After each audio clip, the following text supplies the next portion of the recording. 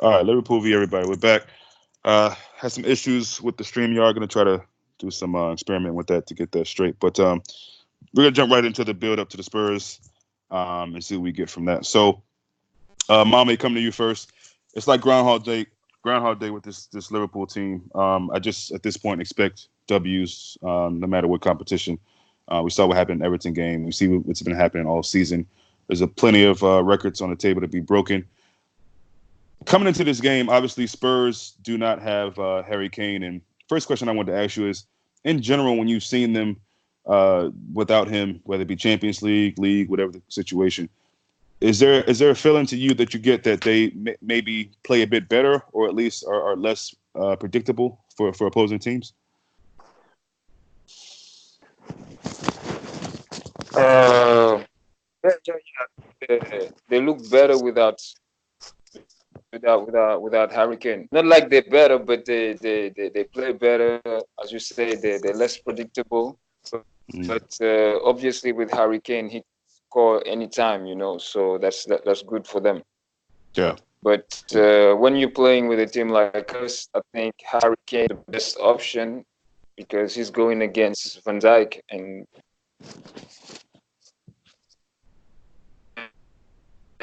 Gomez is best level too, so it's gonna be hard for him to do. And if I was them, I would use the wings with Moura and Son. Uh, So without Harry Kane, just do you think they'll put Son down the middle, or who? Because I don't even think they have a second real recognized striker Now on their they'll books. play Son up front. They'll play Son up front. Ah, Then I think what they'll do is they'll play Lucas on the right, maybe Ali on in the middle. I don't know yeah. if Ericsson will start, or maybe they might put Sessing on the left wing, um, something like that. Maybe it's on the left. But I don't know. I think Ericsson might probably start this game, so that leaves it like maybe Ericsson back on the right, maybe like Lucas on the left or something. Oh, what they might do is this: what Son up, Lucas Moore up front, on the left Son, Ericsson on the right, sort of like drifting in like he used to play on the Pochettino and Dele Alli as a 10. That's what they'll most likely do, and probably Sessing on left back or Vertonghen. You know what I mean? So that's the option they'll do. I think Lucas will probably play up front. Yeah, it'll be interesting to see.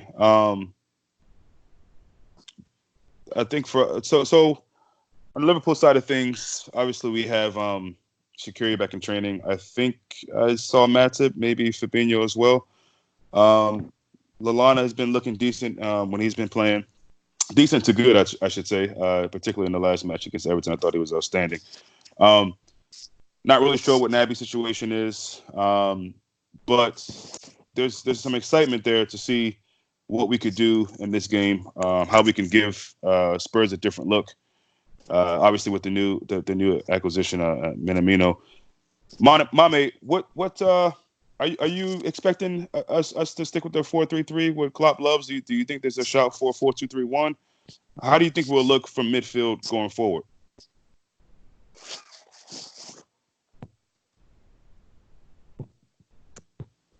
Mame, can you hear me? All right. I can hear you. Can you hear me? Yeah, Mame. Is the mic muted? Okay, maybe this mic is this. Okay, Gerri. Same question for you. What do you see us doing as far as lineup, and then just particular players that'll be playing? Yeah. Um, I think what we'll do is, I think obviously we're lacking options in the middle of the park with all Hmm. these injuries. I mean, Milner, Keita, Fabinho. I mean, who am I missing any more? I think that's it. So that's Fabinho, Keita, Milner. That's the whole midfield. You know what I mean? I'm pretty Hmm. sure maybe we started that sort of midfield that game sometimes. So that's the whole midfield there that we're missing. So and that leaves us with Henderson, Ronaldo, which is fine, and Chamberlain, which is fine. But the problem is Chamberlain up to speed yet. Um, and it's not like a game where it's like a bright. I mean, you got 20 minutes against Everton, didn't you? But it's not a game where you can just sort of, ease Chamberlain in like a Brighton at home or something. It's a big game, Spurs away, so you're gonna need Hmm. him to be, on it. And I think he will. It's not really been a long injury, which is very, very good. Happy about that because when I saw him on those with that protector around his foot, I thought this could be a couple months at least. So for him to come back in, a week or so, a week and a half, that was brilliant. So that was a huge relief. Also, I think Minamino, he may be in shout for a start possibly, but personally, I just don't think that Klopp will throw him into this sort of environment straight away. I think he'd rather go with Chamberlain, Henderson, Chamberlain, Wijnaldum, play Chamberlain maybe on the right side of a three, Wijnaldum on the left, and Henderson in the middle. I think that's what we'll do. I can't see 4-3-3 one of any experiments. I think we'll keep it plain and simple, 4-3-3. So I can't really see any surprises in this game. Okay. Mame, I think you're back. Is your mic okay? Yeah. My mic is okay. Can you hear me properly cool. now? Yeah. Very perfect. So same question to you, man. Do you see us going to a 4-2-3-1? Do you see Minamino starting this game? Just talk to me about the lineup facing the Spurs team at the weekend tomorrow. Yeah, well, I don't really think there's a reason to change. We have no reason to change and go to 4-2-3-1. And yeah, I think we'll go with the basic lineup, strong. I don't know if Fabinho will play. I don't really think so. No, he's not. He might be fit for United, but he's not fit because what Klopp said in his press conference, he said that he has got updates on Kane and Milner, as they're both muscular. So I mean, look, Kane is going to miss Spurs. I predicted when Kane got injured, I didn't really hear much. I said he's going to miss the whole January. I said he'll probably be back in February, which is going to see, isn't it? But yeah, that's it. He said Milner and Keita will be out for at least a couple of weeks because obviously with them. You see muscular injuries, you just don't know how long they're going to be out for because you see that like different players recover in a different way, if they're quicker or a bit later. So we're gonna have to wait and see on that. But it's a Lovren, Fabinho, and who's the other one? Is there one more? Matip as well. They'll be back. So that's a big boost for us because we need those numbers, especially with these games coming up. Yeah, and the game earlier this season, I think. Son was clearly their threat, their main danger man. He hit the woodwork twice. On another day, that could be different. I think the win was obviously deserved. And go ahead. I don't think we'll get in behind there though this time. Personally, I mean because that Son chance comes from a goal kick from Gazzaniga, I think, right? And then it goes over Lovren's head. I don't think that's happening with Joe Gomez. I'll just say that.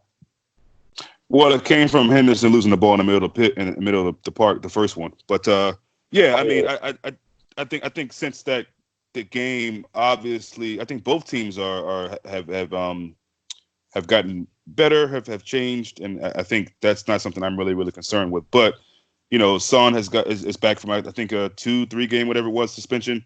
He'll be chomping at the bit. But yeah, it's hard to even talk about this team anymore because. It like I said earlier, it's like Groundhog Day with this team. It's just I think I'm not alone. I think you guys probably feel the same. It's you just expect to win every single game, and even thinking about it before coming on live with you guys, I'm thinking, how do we even communicate? How do we even break down? Because in most cases, most seasons, you think, okay, how do you think this team will hurt us? How do we need to attack? But now it's just Liverpool.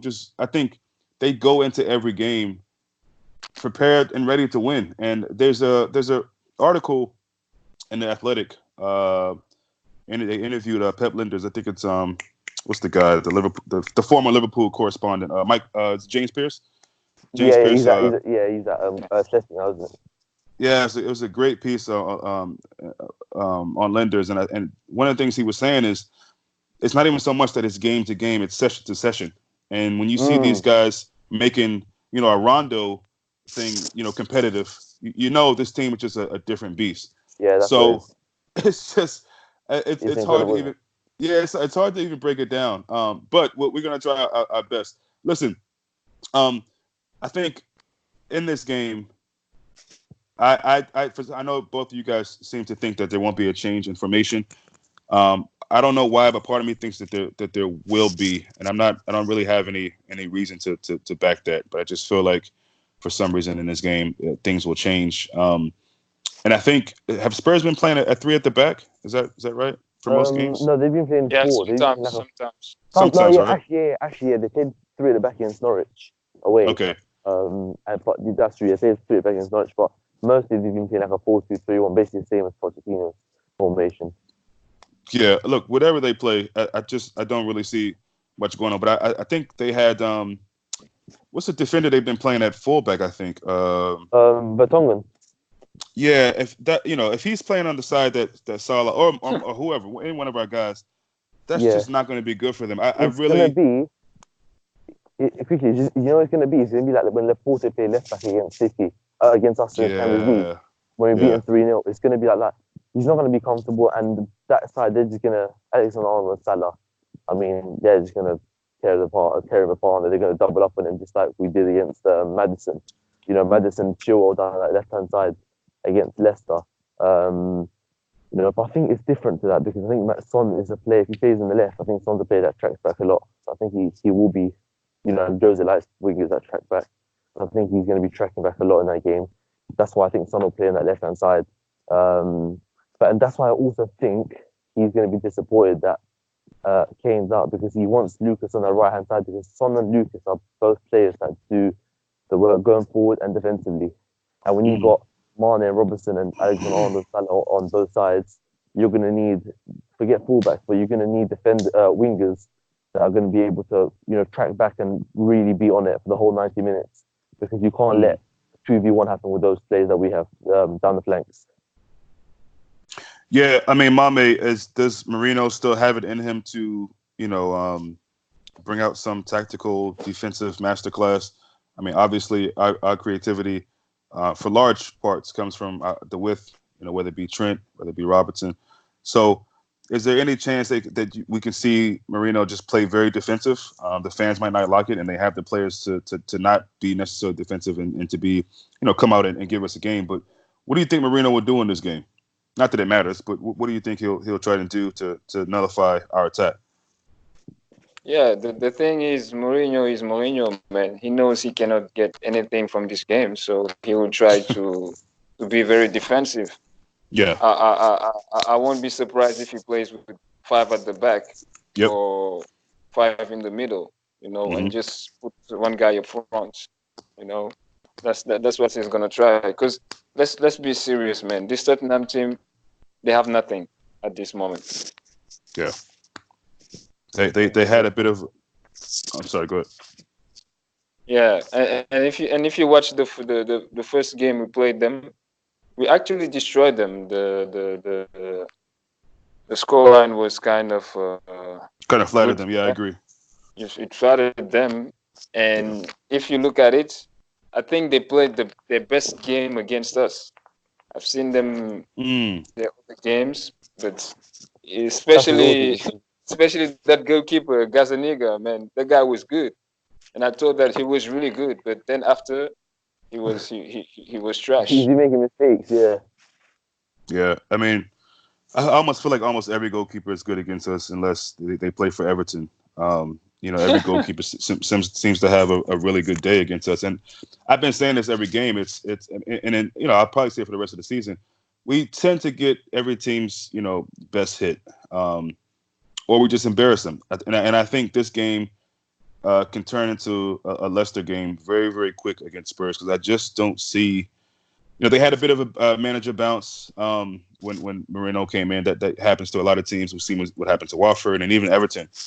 To their credit, when he first came in, they had a couple good results. But I just think it's really, really hard to see this Liverpool team having any issues with teams. And even if they do, they seem to just be able to find a way to get these results. So whereas one point, I think there'll be seasons in the past where I would say, yeah, I'll take a draw here. It's just it doesn't feel like it'd be anything but the 3 points. So draw is like a defeat now. Come on. Yeah, and I think that's the spirit in the team. It's like, yeah, draw. It's not the worst thing, but for what we're trying to accomplish, because the team will say things like, and I think I didn't finish Jurgen Klopp's press conference, but you know, he says things, and I don't doubt him necessarily, but you know, they're not worried about the undefeated thing, and while that may be true, I'm sure in the locker room that is something that they would like to accomplish if they can. And if that means, you know, you got to win every game. So not that they're thinking about it game to game, but I think that's obviously something that if they accomplish it, they'll feel really proud about that. So Yeah, I don't really see much happening for them. Gerri, what score prediction would you go with in this game? Um, Can you see it being a Leicester blowout and we just uh, embarrass another n- so-called top 6 team? Or no, because I think Rogers. I don't think Rogers. I think Mourinho will just. I mean, I think embarrassing Mourinho is a 2-0 defeat. You know, a okay, nice comfortable 2-0 because he's got. You know what he's gonna do. He's gonna. If it goes to 2-0, he's gonna park the bus. He's not gonna try to get back in the game. He's gonna park the bus. I'm gonna go 2-0. Maybe mm, 2-1, 3-1. But you know what? mm, No, we're keeping clean sheets. You know what I mean? We're keeping clean sheets. We're on a roll, and I see there we another one go. there. I see a 2-0 win. You know?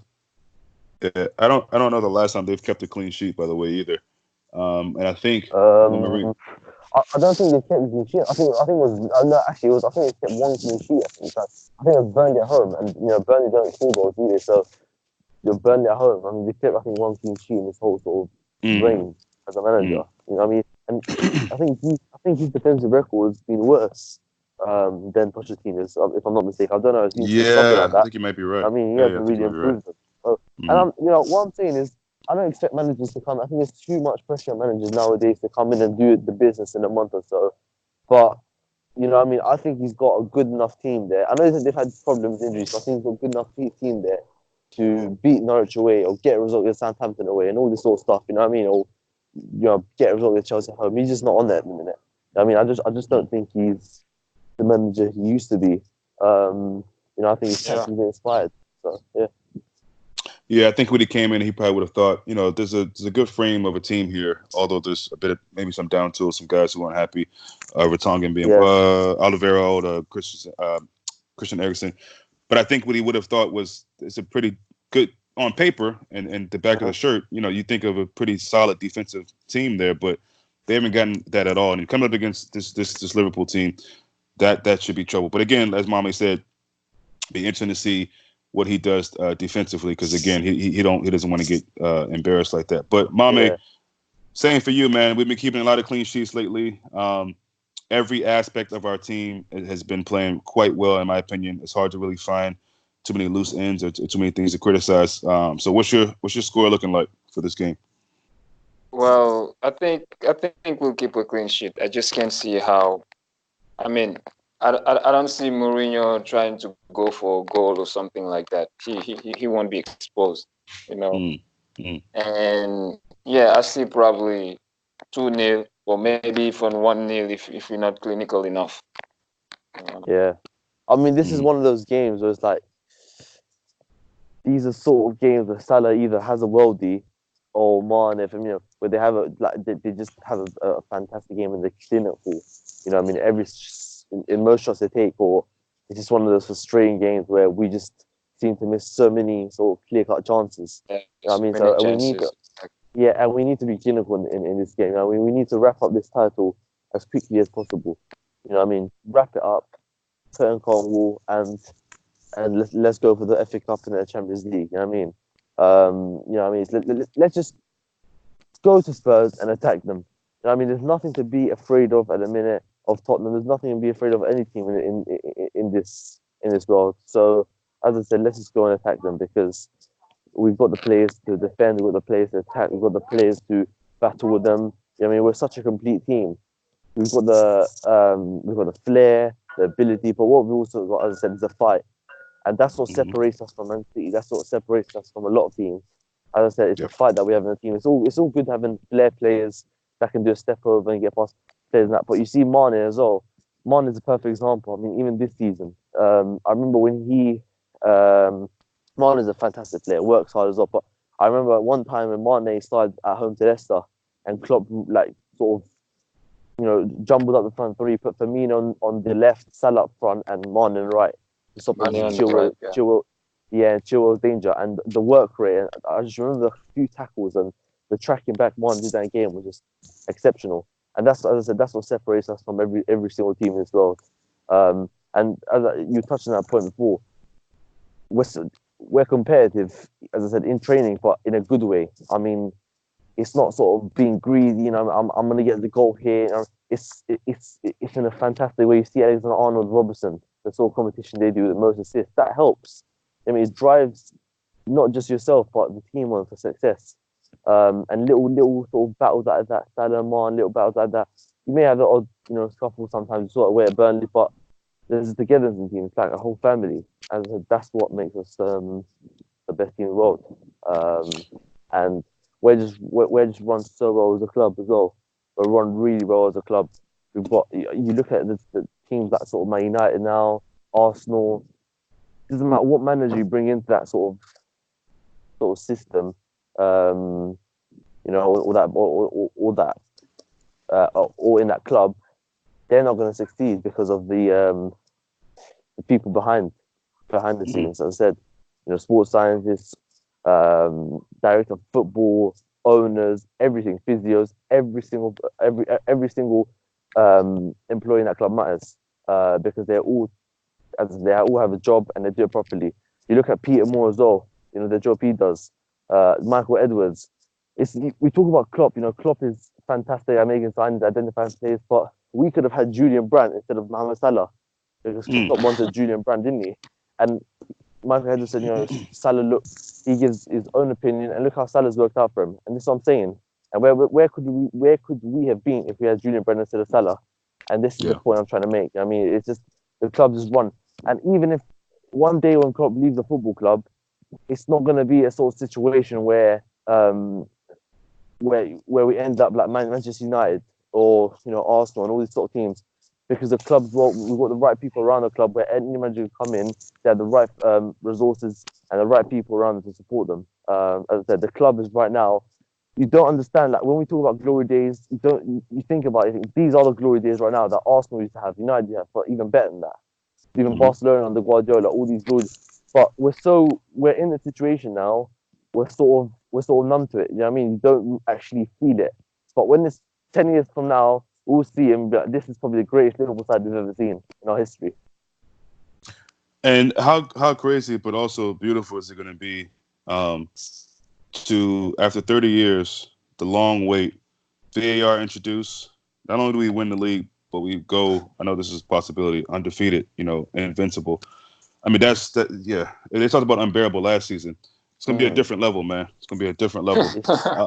They don't even know, man. Yeah, man, because, I mean, that's just crazy. To win it in this fashion for the first time, it's just, I mean, wow. The people are really going to, I mean, Twitter's going to have a meltdown. But, Mame, let's go back to what we started off with, because I want to get you guys' final starting 11 on what you want it to be as opposed to Klopp. So, from back to front, who would start in this game for you, Liverpool? Trent, Joe Gomez, Van Dijk, and Robertson, of course. Mm-hmm. I'll jump the middle for now. I'll just the front three: Mane, Salah, Firmino. Mm-hmm. Now for the midfield, I know Hendo's is gonna be there. Gini, of course. Mm-hmm. And the last one, I really don't know. Don't know. Yeah, it's hard to say, and I think it was nice to see Ox. I didn't expect Ox to be in that last game against Everton, and I'm not sure I expected him to have that much of a kind of a pep in his step. He looked really, really sharp, and to be coming back from an injury and looking that good, that's scary. I'm starting to wonder if we're juicing, because I don't know how this guy is looking that good after that sort of injury. I mean, I'm happy about it, but that's a little strange. So I think, the options obviously are Lallana, Ox. Is that where it starts? I don't think there's anybody else that we know is 100%. Right, Minamino. Yeah, Minamino. So I think I personally I think you're right. That's where we can play 4-3-1. Yeah, something just tells me I think this Minamino character this guy's gonna be a bit of an element of surprise for some of these teams. They don't really know how. When you have Salah, Firmino, Mane is one thing, and that's hard enough to plan against. But then when you got this other kind of creative dude, and we saw what he can obviously bring in the game against Everton. He wasn't fantastic, but we saw signs. And he was playing up front. Yeah, so it's hard. I don't know. I don't know what Klopp really sees from him. Anyway, Gerri, your final or your final thoughts on the starting 11 for Liverpool. Who do you think it'll be? Yeah, I mean, as I said, it's the same team as Mame's team, but as I said, Chamberlain for me has to be in that team because you look at it, you think, oh, you only had 20 minutes against Everton. Can you come back in such a big game? But as you said, he looks very, very sharp. Yeah. And he said, yeah, the spring and step, and he just looked like he was ready. And this is what I love about this team as well. The competition is there in such a good way. You know what I mean? You look at the centre back situation. Last season, at the start of the 18-19 season, yeah, Joe Gomez starting centre back alongside Van Dijk because Lovren got injured, didn't he? Yeah, the World Cup, and he played in the final against Kiev, and he was a starting centre back, and he was playing really well. And after that, you have Gomez coming into the team because Matip was also injured, wasn't he? Because he got injured, I remember, in the pre-season friendly. Then Gomez comes in, this is my chance, take it. Then Matip comes in because Gomez is an injury. Then he was fantastic. You remember that game against Napoli, and he got injured, had that shoulder injury. Then Lovren comes in. He has a nice little December period as well. And obviously Matip comes back, and he's there for the whole season. And it's the same cycle. I've never seen this sort of thing before. I mean, every centre back that's come in has come in and been fantastic. And you think, I feel so sorry for them being injured because they're going to find it so tough to get back in the team unless there's an injury. And that's what's happened every time.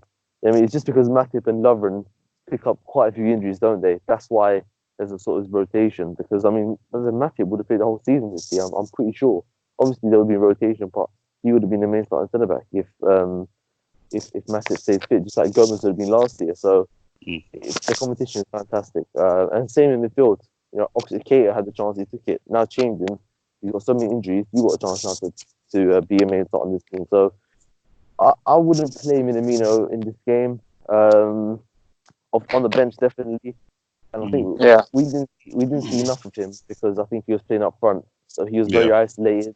They had centre backs, they're big centre backs against him. He's the player that wants to get the ball in the middle of the park and start, throwing balls in and linking up play. He wasn't doing that up front, and you can see that it was just more of a sort of fill-in, where club just 6-11 players now, just go for it. I would have thought that Origi would have been up front and Minamino was on the left. I thought that would have been the more realistic option, but it wasn't. But we still won the game. So yeah, I think Minamino on the bench definitely. But Lallana, no, not for me. We had a brilliant game against Everton, but not for me. I think you need Chamberlain's legs in this game, and that midfield three of Henderson, Ronaldo, and Chamberlain.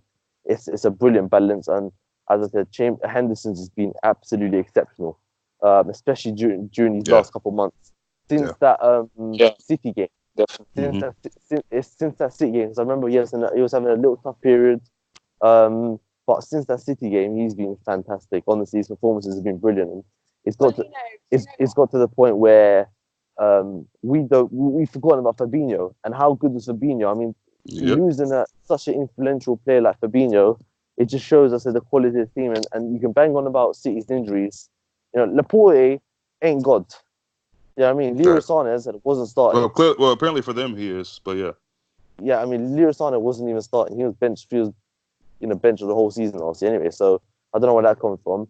I mean, it's not our problem that Laporte is that's Pep sold or let company go and didn't buy a centre back. It's nothing to do with us. And you bang on about injuries. I've been seeing it all the time. People saying that we haven't had any injuries. I mean, like, where do they live in? I mean, Alisson, 8 weeks out. Salah had an injury where he missed the game at Old Trafford, and he had injury, and he had a short period where he couldn't be starting games because his ankle wasn't right, and you have to be sitting on the bench or get out of the squad. Keita, 2 months, he's out injured again for another month. Chamberlain, he was out injured he was out injured for a few weeks. Fabinho, a month and a half now. Shaqiri, he was out about 2 or 3 months. He was out for 4 months. 4 months, yeah. I mean, this is what I'm saying. He was out for like 3 months there. Now he's out for another month now. So, I can go on forever. I mean, as I said, Joe Matip, Lovren. we've been hit by injuries all season, but because we're doing so well, people seem to forget that we haven't had any injuries because they think that if it's not Salah, Firmino, Mane, or Van Dijk, apparently they don't matter. Yeah. So. That's the thing. They just want Van Dijk to be injured or one of our front three. That's it. Because everybody know we've been having injuries, and whatever they say, it's not an excuse. I'm sorry for any team. Maybe the low table team, if they miss one player or two, it's hard for them. But for a top team, a team who's playing to win the league or the Champions League, you can't get no excuse like that. Yeah. I mean, it's a shame that people seem to forget all the injuries we have and still have, but also aren't giving us credit to say, look at all these what we thought would be major blows to them. Like, okay, here's where Liverpool cracked. Start of the season, goalkeeper out for a few games, Fabinho out, Matip out. Gomez wasn't really in the best form. Now he's back to his incredible level. So we need to be getting credit for, Naby in and out, Ox. So we're still, again, like Mame said, we can't make excuses, because anytime Liverpool fans make excuses, then people start to troll. But other teams can do it, and it's okay. It's incredible to me. Go ahead. Nah, you're gonna do finish off. Nah, you can go. It's cool. I'll just talk about Nah, Gomez what I later. was gonna say was, the thing is, if you had at the start of the season, right, up until January period, because we don't know what injury is gonna happen up until May, but if we said at the start of the season, up until now, you're gonna get all those injuries for you, and City are gonna get they're gonna get Son injured, who barely starts for them, and they got Sterling as a backup. They're gonna get Laporte injured, who's their best centre back. But as I said, it's not my problem that you went and bought Cancelo, another fullback. He's not even playing, by the way. I don't know if he's hurt or not, but he's not even playing. He's been on the bench all season, warming that bench for Pep. Who else? I mean, Zinchenko, he was injured for a few months, but he's not even a proper fullback. And they got £50 million Mendy there, who's been a massive flop. As I said, they bought another fullback. I mean, they're talking. As I said, if you compare those injuries to ours, and you saw them at the start of the season, there was 0 points played. Everyone will say, "Oh, Liverpool, they've got a lot of injuries there, don't they?" But because we're in such a good position, everyone's making excuses for Pep Guardiola, and I don't see why he's sort of immune from criticism. He's sort of someone that can get away with a lot of things. I think Paul Merson said the best, and I know Paul Merson is criticised for a lot, but what he said was, that you can't believe that Guardiola's getting he said that Guardiola should be criticised a lot more because of the situation they're in, because he's the only manager that can get away for sorry about that. He's the only manager that can get away being about 17 points behind the league leaders in January. The only manager. Because when we were challenging, when we finished second last year, you can't say, "Oh, Liverpool are just too good," because we are too good. But City were in this sort of situation last year as well. They were fantastic, but we weren't. We weren't 17 points behind, and we stayed right with them up until the final game. You can't say the same for City. And who signed players in the summer? Was it Liverpool or City? It was City, and they signed another £50 million fullback, another £60 million defensive fielder, and another left back to add to their collection of 3 left backs. So, and it's thought that he wants another centre back, and he wants another left back, and another striker to replace Jesus, another midfielder to replace David Silva. You talk about a whole new rebuild where you spend about 600 million in that team. Yeah, I mean, go ahead, Mame. Laporte not playing is not the reason why he's where he is right now. Yeah. He's been playing Fernandinho, who was holding the team in defense. Just go get someone from the academy, or just stick with Otamendi. Maybe he's not that good, but at least you're still gonna get what you get from Fernandinho if you play him in his position. Exactly. They don't press like they used to last year. They just don't play like they used to. So don't tell me it's Laporte. But see, that's the mentality. That's the mentality of Pep, and that's why it boggles my mind that he gets. Look, I know his CV. I get it. Trust me. But as far as managing and actual coaching, I'm a little. I don't really see him being as great as people say. Like you say, as bad as Otamendi is, he's a center back. You can't take arguably one of your best players and Fernandinho and take him away from what he does so great for your team. They have no soul in the midfield at all. I know De Bruyne is, everybody's, favorite player in the world and everything, but beyond that, they don't have any real toughness that Fernandinho brings in that midfield. So, Exactly. A manager at the top of his game would see that and say, you know what, okay, I know Otamendi is garbage. Part of that is my fault. I should have brought someone else in, but I'll play him there with Stones or whoever else, and I'll just put one of my best players back into the midfield where he belongs. And I guarantee you that would have changed some of their results. I guarantee you that. Just that one small tweak, but he doesn't want to do it. So. Or you just adapt. You change the system. You play with two holding midfielders that will protect the defense, and you play Otamendi. Yeah. But this guy is so stubborn. He's so he's so arrogant that he just does what he wants. Yeah. And plus, when you see the in-game management, the changes he make, we used to criticize Klopp saying that he doesn't make change at the right time and stuff. But Pep is worse, man. He's worse. Go ahead, Gerri. Yeah, I think Klopp's got much. Like we used to criticize that, but I think Klopp sort of. Well, I think maybe he's learned from it. I don't know, but he's been much better in terms of making substitutions early. You know what I mean? 60th minute, ruthless. You know what I mean? The southern pace. I mean, so yeah, that's it. I mean, as a Klopp, you see the substitutions he's making, bringing 2 players at once. In the 60th minute. It's like we used to criticize that a couple of years back. We used to say that. I remember after Benitez, he used to he used to make subs really late around the 80th minute.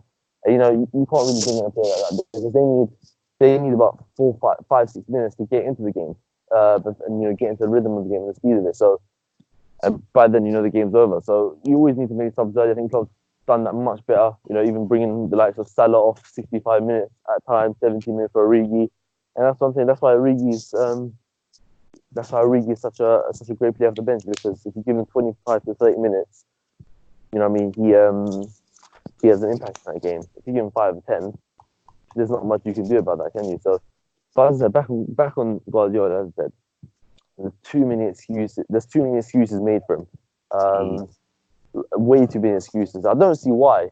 I really don't see why he gets away with so many excuses. Because when he first came into the league, people they said, he broke the record with 100 points, right? And in his second season. I mean, that's possible. Jurgen Klopp could have easily done that if he was put in that situation. Easily. If he was given Vincent Kompany, a title-winning captain, if he was given a 35 million, I mean, this is Otamendi, right? 35 million pound they spent on him. I mean, if he was given Fernandinho as well, that's the base there. If he was given De Bruyne, Sterling, Aguero, any more players? I mean, I can't think of them. De Bruyne, Sterling, Aguero, all these players, plus another 200 million, even Yaya Toure, who he put out. Yaya Toure is a brilliant player. Plus another 200 million to spend on John Stones, to spend on Gundogan.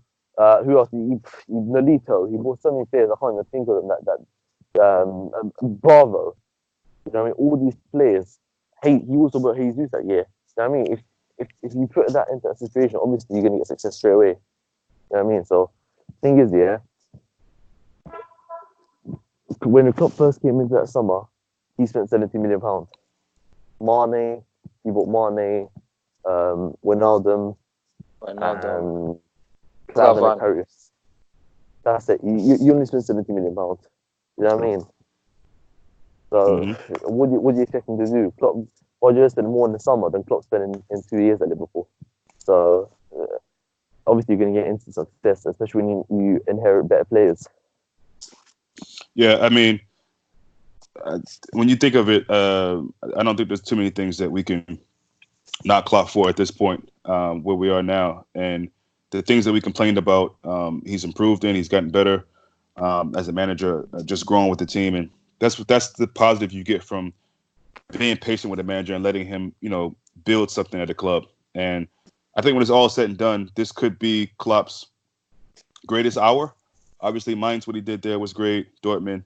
But what he's going to do with this Liverpool team, I think will go down as his – I don't know if he plans on managing after this somewhere, but this could go down as his best project, if you will. How he's built this team, the players he's gotten, the way he's gotten them to play. it's just phenomenal. And so yeah, at this point, there's not much that everything that we've questioned Klopp for in the past, he's proved us wrong here and there, or he's improved in it. Gerri brought up something about bringing guys on late. With this team, you might be able to bring guys on that late, like Rafa used to do, and we still get a goal. It's like just that fighting spirit. The difference was we had Bornin and Elja on the bench. Oh no, for sure. Yeah, no, I get it. I get it. Riera. No, that's the thing. But I guess what I'm saying is just like the mentality in this team. Yeah, obviously, definitely. it's way different than any team since I've been living. You know what I mean? So, anyway, it's a new year, guys. I haven't told you guys formally, so happy New Year to both of you. And I want to finish with asking you, coming to you first, Mame. What was your favorite game, or what has been your favorite game up until this point, with Liverpool? Any competition? Oh, come on. It got to be the Barca game, man. You got to be that game. Gerri? Yeah, I mean, the Champions League final was fantastic. Absolutely incredible. But before that game, I remember speaking with on the channel and all this stuff. But not just on the channel, but before with people online, it was just like, I just knew we were going to win the game. I never for 1 second thought, oh, maybe Spurs might put something back. No, I just knew we were going to win the game. Against Barcelona, I remember before I've got screenshots of chats on it as well, on my WhatsApp group. I said to people that I've got a feeling that even though with Shaqiri, Origi, Salah and Firmino out, with Keita out, even Robertson went off for half time, I just still felt that we were gonna do something. And as I said, this is the only team that makes you believe. Any other team, you wouldn't believe it. You know, because City were in a sort of same situation, weren't they, against us? They went 1-0 up and they collapsed. We went 1-0 up with so many injuries. And this is another thing. This is another thing that I wanted to quickly point, because I remember having a little conversation about this. When we were 3-0 down against Barcelona, we were in that game with injuries, but we still kept that 4-3-3 formation. You know what I mean? Still kept the core of the team. What did Pep Guardiola do when we went 3-0? When he went 3-0 down, he went all out attack, 3-3-3-1, and you know what I mean? He's got no sort of, for those sort of games, in a two-legged game, he hasn't got the tactics like Klopp has. That's why Klopp is a two-legged master. He hasn't lost a single game over 2 legs in the Champions League. Guardiola's lost about I don't know how many. He failed at Barcelona, failed at City. He's gonna fail again against Real Madrid. You know, Bayern. Bayern. Sorry, he didn't fail at Barcelona, but Barcelona. I mean, if you give anyone that sort of team, how are you gonna fail that? You know what I mean? Especially against that United team in the final. And he got very lucky in one of the Champions League games, because Chelsea got robbed in that semi-final. I think it was in 2008 or 2009. They got absolutely robbed in that final. Chelsea should go to the final against United again. They got robbed there, but disgrace. It was disgrace. It has to be Liverpool 4, Barcelona 0. That was the greatest game. I think one of the greatest games I've watched as a Liverpool fan myself. Yeah, I think obviously it's hard to choose anything besides that game. This season that's upon us now. I think another game that really stands out for me and just really reassures me of the intent of this team is the Aston Villa game. And I think me and my son were watching that game at a bar, and I was thinking, damn, we left it too late, and we're gonna maybe drop points to Aston Villa of all teams. I was thinking lose for a minute. No, man, I thought we'd win that game. I thought we'd get at least the draw, especially, and then when Robertson gets the header in. For us to pull that game out, say it again. We got the draw in the 87th minute. That was a late. Yeah, and that's the thing. It's like, that was a late equalizer. Can we really get the winner here? And for us to win it like that, bro, that was we've seen that so many times. That's crazy. Go ahead, Mame. I didn't know how it would come, but I just knew it would come. I thought we were gonna get a penalty or something like that, but yeah. Yeah, that game is. I think we were in that period where we just knew that it was coming. Yeah. It was after that game, right, where I was just like, you know what, this team just. Yep.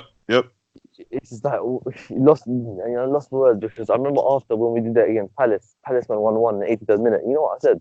I was so annoyed, right? Because I was thinking, oh, drop points away at Palace and all that stuff. But I was like, you know what? About 10 minutes ago, I still think we're near a winner here. You know what I mean? I still felt that we were going to get a win in this game.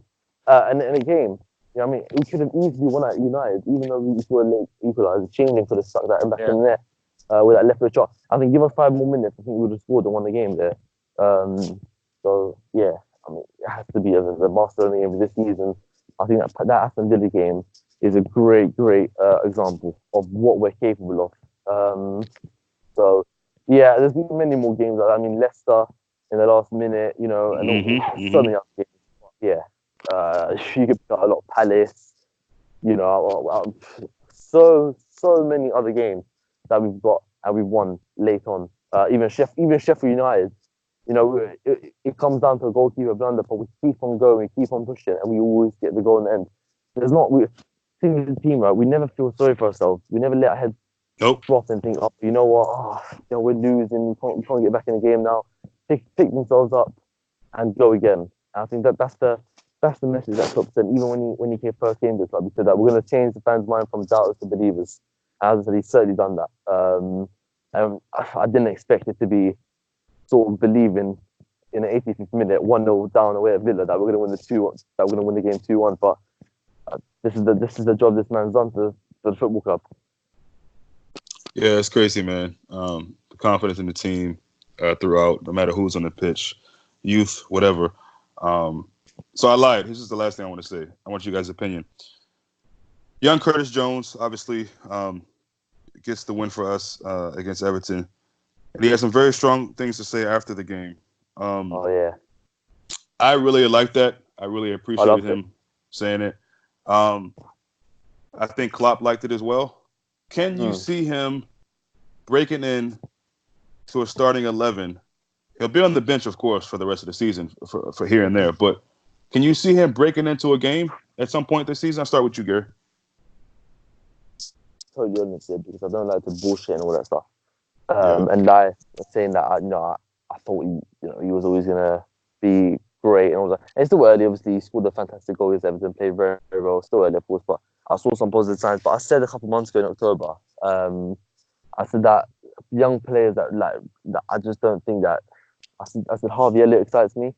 I just don't think that Curtis Jones really excites me. I think he's gonna be better than Woodburn, but I just didn't have a feeling that he's gonna be, someone that's gonna break into the first team and put in the performances that he has been, not just in the FA Cup, but as he's come off the bench a couple times in the league as well. I remember he came off the bench against Bournemouth actually, and he had a nice little cameo, 15-minute cameo.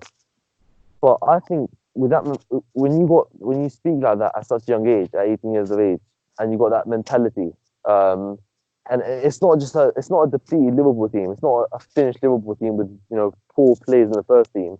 You're talking world-class players in every single position, and you got a kid talking like that. I mean, you can only be. That's just positive. That's a huge positive.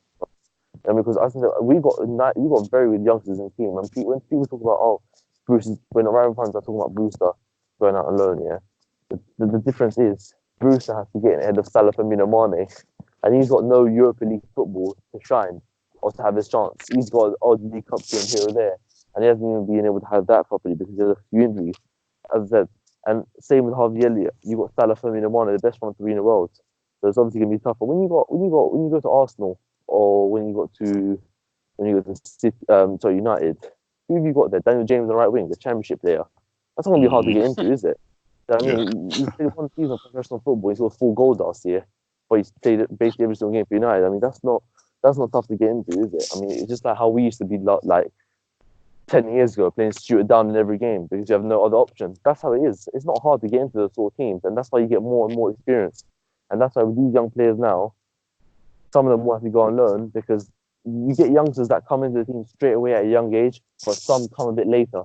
You know what I mean? Because they've been in such an incredible team. But also, it's not just about appearances because you can learn from it as well. You know what I mean? You learn from being with these players and training, the mentality, and they can look up to these players. And that's the thing. So, Yeah, I see Curtis Jones. I see Curtis Jones actually being in the first team. Honestly, I actually see Curtis Jones with a couple more years because I thought he was 19, nearly 20. He's still 18 years of age. You know what I mean? So that's just Mm. a fantastic achievement for him to come in the Merseyside derby against 11 players and play that role. So yeah, for me, I see him and a whole host of other players being in the first team for Liverpool in the next couple of years. Yeah, Mame, your thoughts on Curtis Jones before we close up?